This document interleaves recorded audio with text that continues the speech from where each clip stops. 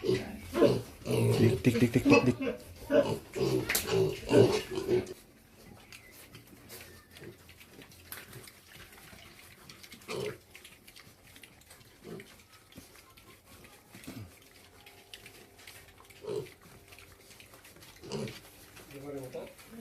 Ulay, walang bawag eh. Walang bawag eh, walang sulod. Ha? Wala.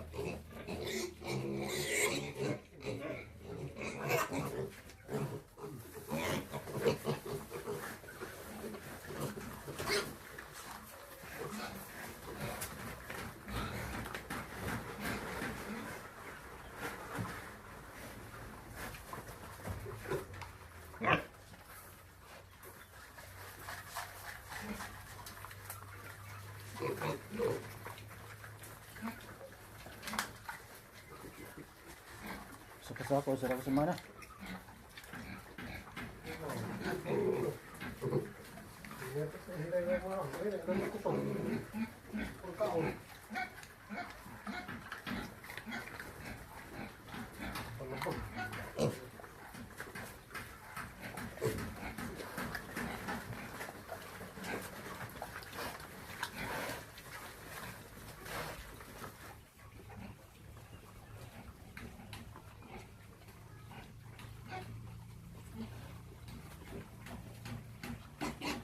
Parehang kadako.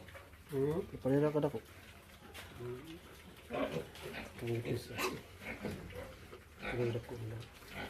Ah, bakit?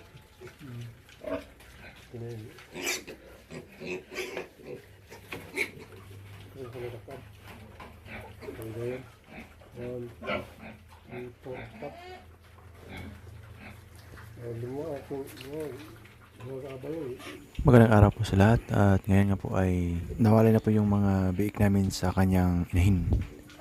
At ngayon po ay magbibigay kami ng tips kung paano po maiwasan yung pagkasakit ng mga biik o yung pagtatai nila galing sa pagkawalay. Ito po ay base na po sa experience namin sa aming mga biik. Kasi pag nagbababoy ka po, talagang matututo ka po sa mga dapat gawin, lalo na sa wawalay ng mga biik, kung ano bang dapat gawin sa kanila, yung mga pakain nila. At ang bagong walay na biik po ay talagang sobrang sensitive at mabilis na po sila magkasakit at nagtatae. At kailangan po talaga magdoble ingat tayo sa ating pinapakain sa kanila at yung tubig na pinapainom natin. Kasi hindi po talaga biro yung pag-aalaga ng baboy. Talagang masasayang po sila, masasayang yung pagod mo, yung pagsisikap mo kapag magkasakit sila at yung mamatay yung mga baboy. So mas mainam talaga na alam mo kung paano talaga ang dapat gawin sa pagkawalay ng mga biik. Tips number 1 po is yung sa kanilang pagkain, yung sa feeds. Kapag nagtatay po yung mga biik nyo, baka dahil po yun sa feeds kasi hindi angkop sa kanila yung pagkain. Tsaka palitan niya po kaagad yun. Obserbahan niyo po yung bago yung pinapakain na feeds at kapag hindi na sila nagtatae, yun po, pagpatuloy niyo po yung feeds na pinapakain sa kanila. At yung encounter din po namin noon, dun sa mga biik namin, yung mga nauna, is yung nagtatae sila at nagsusuka. So, ang ginawa po namin noon is pinapakain lang po namin sila ng uling. Opo, uling po. Yung kahoy na uling. Pinapakain po namin sila para hindi na sumuka at magtae. Kasi yan po yung nakasanayan namin dito at talagang legit na legit po at nawala yung nararamdaman nila. Tips number 2. Kapag bagong walay po yung mga biik ninyo is huwag nyo po muna silang liguin. Hayaan nyo po sila na kusa po sila yung lalapit sa tubig kapag nililinisan na po yung kanilang tangkal. Ganyan, ito pong mga biik namin is wala pa po tong ligo at isang linggo na po ito silang ligo mula nung pagkawalay sa kanila. Kita fully vaccinated na at nakapurga na po yung mga biik namin. Talagang iniiwasan po muna namin silang liguin.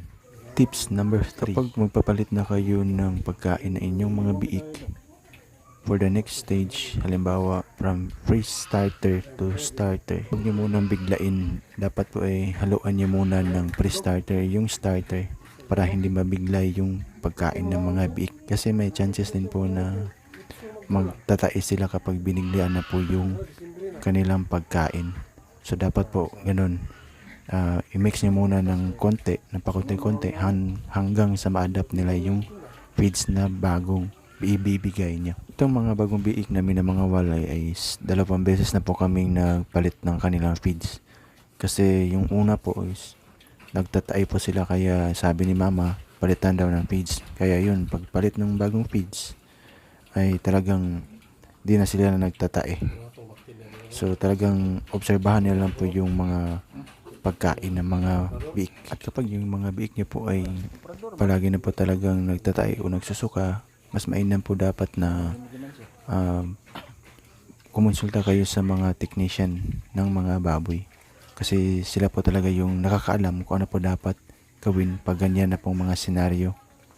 So, sa amin po is talagang experience lang po namin yung sa amin. So, disclaimer lang po doon sa mga pinagsasabi ko. At sana naman po ay may nakuha kayong kunting kalaman sa mga tips na aking nasabi. Talaga naman pong masasabi natin na the experience can teach us. So, talagang malalaman mo talaga yung mga dapat gawin kapag nagkakasakit na yung mga biik nyo o yung mga baboy nyo. At ako po pala ay napapasalamat sa mga bagong subscriber po, sa mga nanonood, sa mga silent viewers. Salamat po sa pagtangkilik po sa munting baboy po na si Sir Vlog. Bye-bye!